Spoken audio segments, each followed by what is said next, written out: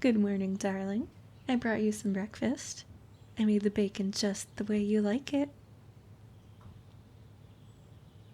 Well, you're in my house, of course. Oh, right. I suppose you wouldn't know. You see, yes, you are tied to the... Oh, wait, no, please don't scream. Oh, you're screaming. Baby, please. It really hurts my ears. The walls are soundproof anyway, so it doesn't even... Please? That's it. If you don't stop screaming this instant, I'll eat your bacon. Yeah, that's right. No bacon for you. Oh, that worked? I wasn't really expecting... Sorry? Who am I? Honey, don't you recognize me? I suppose it was a few months ago, but even so, it's not every day you save a girl's life. Oh, so you do remember. Well, I don't know what you saw that night, but let me tell you how it looked from my perspective. I was walking down the street at night, exactly like you're not supposed to do. I don't even remember why at this point. I just remember seeing those men come out of the alley towards me. I was terrified. I didn't even have a weapon with me. I truly believed I was about to die. And then you were there. I don't know where you came from, but you didn't even hesitate. Two big, tough, dangerous men, and you just went straight at them. Although, you're not small yourself. Well, sorry. I got distracted. Anyway, you got between me and them, and you drove them off. You didn't even know me.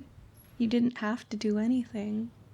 You could have just kept walking and not gotten involved, but instead, you stepped in.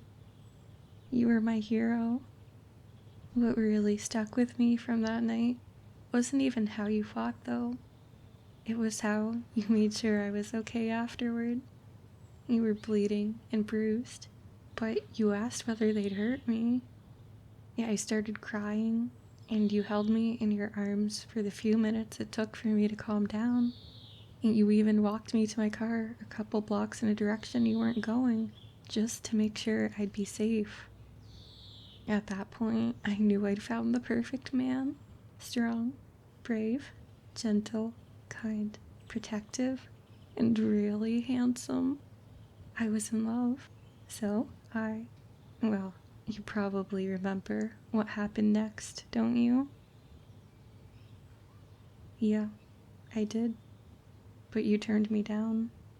You just flashed the wedding ring on your finger and said, "Sorry, sweetheart, not a good idea." I have to confess, the first thing I thought was, he's loyal too. Could he be any more perfect? But then I realized what that meant. I could never have you.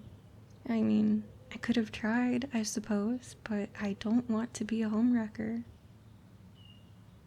Yeah, I know I kidnapped you, but that isn't why. Please just let me keep telling the story. You might not like these next bits, but I have to tell you them, and you have to hear some of them. You'll know what that means when we get there. So, after that night, I knew I had to see you again. Obviously, we were never going to be together, but you had protected me when I was in danger. I had to make sure you were safe, and that nothing could hurt you. I also wanted to see what kind of woman could be amazing enough for you to marry. I wondered how much more beautiful than me she must be. How much less shy, how much taller, how much less ungainly her proportions. Don't say that. I know full well I'm no one's type. I'm too quiet and too short, and my chest is... Alright, please stop complimenting me. I'm trying to tell a story. It does feel nice to hear that from you, though. Anyway, I found you on the internet. You were harder to find than most, but sure enough, all your information was there. Name, age, marital status, home address. The internet is kind of a terrifying place. Oh, and don't worry, I made it much harder for anyone else to find your data in the future. You're welcome.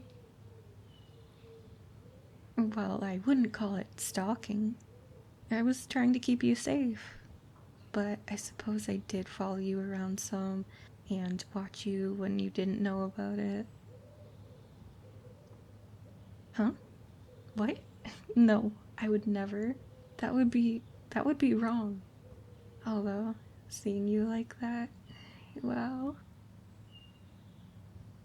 No, I never spied on you anytime you were being private. Just when you were going out, and when you were at work, and sometimes when you were in your house with your wife. I don't really want to use that word for that poisonous bitch, though. Oh yes, I will call her that. You can't deny who she really was. I saw it. You had to live through it. No, it wasn't okay. She was abusing you. Everything she did. She hit you all the time, always where it wouldn't leave a mark. She never did anything to help you with money or with housework. Every time you tried to confront her about anything, she'd twist the situation and make you feel like you were the bad guy. I saw the time you said you wanted a divorce. That walking pile of shit had the audacity to threaten to accuse you of abuse. You, the one she was abusing. You had no choice but to stay with her. Well, I couldn't let that stand. You had saved me, so it was my turn to save you. I'm only sorry it took so long, baby. I had a lot of things to repair. And I knew I couldn't cut corners for you, even if it meant you were with that monster for a little longer. Yes, and now you're tied to my bed. What? No, how could this possibly make me as bad as her? I would never hurt you. I brought you here to save you. Well, no, I suppose I didn't ask for consent, but... No, you're right. There are no buts here. What I did was wrong. But I wouldn't take it back. You're here now, and here you're safe. She'll never hurt you again. Nothing will. No, I won't just keep you tied to the bed forever. That would be ridiculous and really bad for you. It'll just be until I'm sure you won't try to escape. Oh, your wife won't think you ran away. She won't think anything of the kind. She's not really thinking much anymore, if she ever did. Of course.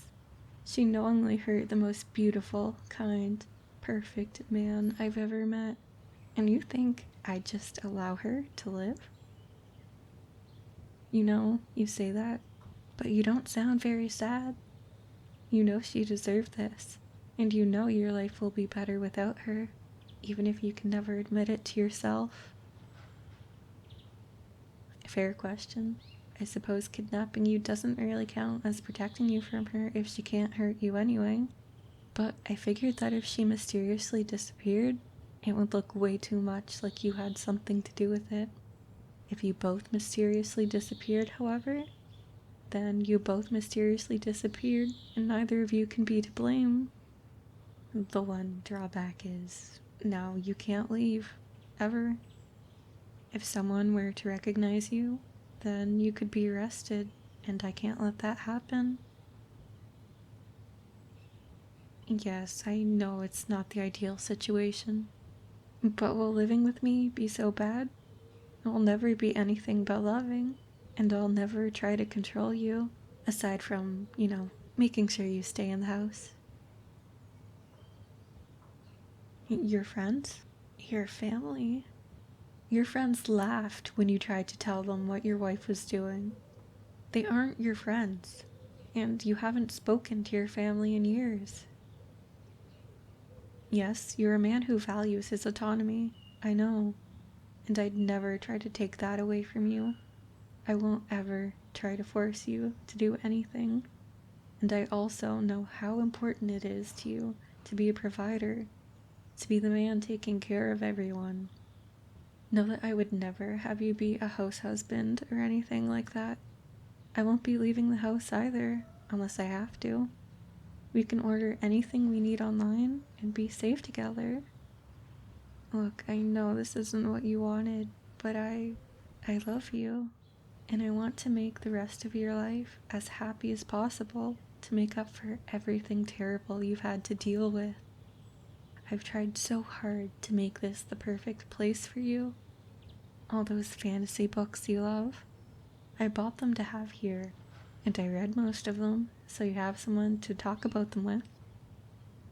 I did the same with a lot of your favorite shows. And may I just say, you have impeccable taste in media. The books you like are so well written, and I'm going on a tangent, aren't I? I put in a home gym so we can both keep exercising without having to leave the house. The kitchen is state of the art so I can make you your favorite foods. I have all new technology for you with all of your important data from your old devices uploaded to it. Yes, that even includes the console that your wife smashed.